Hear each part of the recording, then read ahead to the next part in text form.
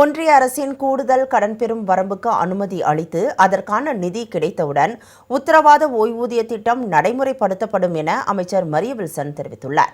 சட்டப்பேரவையில் இன்று பட்ஜெட் மற்றும் நிதிநிலை அறிக்கை மீதான விவாதங்களின் போது அரசு ஊழியர்களின் ஓய்வூதிய நிதி குறைக்கப்பட்டது மற்றும் பழைய ஓய்வூதிய திட்டம் குறித்து எதிர்க்கட்சிகள் கேள்வி எழுப்பினர். இதற்கு பதிலளித்து பேசிய அமைச்சர் மரிய வில்சன், தமிழ்நாடு உத்தரவாத ஓய்வூதிய திட்டமான TAPS குறித்து IAS அதிகாரி ககன்தீப் சிங் பேடி தலைமையில் உயர்மட்ட குழு தனது பரிந்துரைகளை வழங்கியிருப்பதாக கூறினார். இந்த டாப்ஸை பொறுத்த வரைக்கும் பார்த்தீங்கன்னா honourable chief minister C Joseph Vijay கண்டிப்பாக இதை நடைமுறைப்படுத்துவாங்க. அதில் 3 விஷயம். 50% of the last pay drawn அது கண்டிப்பாக கேரண்டி பென்ஷனாக கொடுக்கப்படும். கிராஜுவேட்டி கேட்டிருந்தாங்க, ரெக்கமெண்ட் பண்ணியிருந்தாங்க, அதுவும் இருக்கும். ஃபேமிலி பென்ஷனும் அதில் மென்ஷன் பண்ணியிருந்தாங்க, அதுவும் கண்டிப்பாக இருக்கும். நடைமுறையில் இப்போ நாங்கள் என்ன பண்ணிகிட்ருக்குறோன்னா ஃப்ரேமிங் த ரூல்ஸ் கொஞ்சம் ஃப்ரேம் பண்ணிகிட்ருக்குறோம். அப்புறம் ஆப்ரேஷனல் கைட்லைன்ஸ் நடந்துகிட்ருக்கு ஒர்க்கு.